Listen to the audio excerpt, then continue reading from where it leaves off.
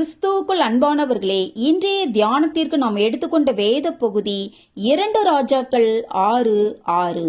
தேவனுடைய மனுஷன் அது எங்கே விழுந்தது என்று கேட்டான். அவன் அந்த இடத்தை காண்பித்தான். தீர்க்கதரிசிகளின் புத்திரர்கள் மரத்தை வெட்டும்போது ஒருவனின் கோடரி அதன் கைப்படி நின்று கலன்று தண்ணீரில் விழுந்தது என்று முந்தைய வசனத்தில் பார்க்கிறோம். இங்கு கோடரி என்பது நம் ஆவிக்குரிய அனுபவங்களையும் ஆசீர்வாதங்களையும் குறிக்கிறது. ஒருவேளை நம் கோடரியை நாம் இழந்து போயிருப்போமானால் அதை நாம் எந்த இடத்தில் தவறவிட்டோம் என்று கண்டுபிடிக்க வேண்டியது மிகவும் அவசியமானது. அதே சமயம் நம் ஆவிக்குரிய ஆசீர்வாதங்களை நாம் இழந்து போவதற்கு வேறு யாரும் பொறுப்பல்ல. ஆகவேதான் வெளிப்படுத்தல் 2:4-5 ஆனாலும் நீ ஆதியில் கொண்டிருந்த அன்பை விட்டாய் என்று உன் பேரில் எனக்கு குறை உண்டு.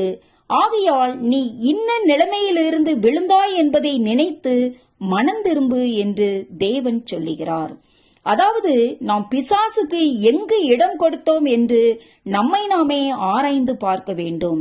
இதை குறித்து நாம் கவலையற்றவர்களாய் இருந்து நம் ஆவிக்குரிய ஜீவியம் குன்றி இருப்பதற்கு சூழ்நிலைகளும் மற்றவர்களுமே காரணம் என்று எண்ணுவோமானால் நாம் தேவனிடத்திலிருந்து சகாயம் பெற்றுக்கொள்ள முடியாது. பொதுவாக ஒருவன் தன் கோடாரியை இழந்தவுடன் தானாகவே அவனுடைய மரம் வெட்டும் வேலை நின்றுவிடும். அதன் விளைவாக வீடு கட்டும் வேலையும் நின்று போகும். அதுபோலதான் நாம் ஆதி அன்பை நஷ்டப்படுத்திய மாத்திரத்தில் நம் ஆவிக்குரிய வீடு அல்லது ஜீவியம் கட்டியெழுப்பப்படும் வேலை அத்துடன் நின்று போகும். ஆகாய் 1:8 நீங்கள் மரங்களை வெட்டி கொண்டு வந்து ஆலயத்தை கட்டுங்கள், அதன் பேரில் நான் பிரியமாயிருப்பேன், அதனால் என் மகிமை விளங்கும் என்று கர்த்தர் சொல்லுகிறார். ஆகவே நாம் நம் நிலையை கர்த்தரிடம் அறிக்கையிடவோ நாம் இன்ன இடத்தில் விழுந்தோம் என்பதை அவருக்கு காண்பிக்கவோ காலம் தாழ்த்த கூடாது. கர்த்தர் தமது சபையாகிய தோட்டத்தில் உலாவி ஆதாமே நீ எங்கே இருக்கிறாய் என்று அழைத்த போது தேவனிடமிருந்து தன்னை ஒளித்துக் கொள்ள முயற்சி செய்த ஆதாமை போல நாம் இருக்கக்கூடாது.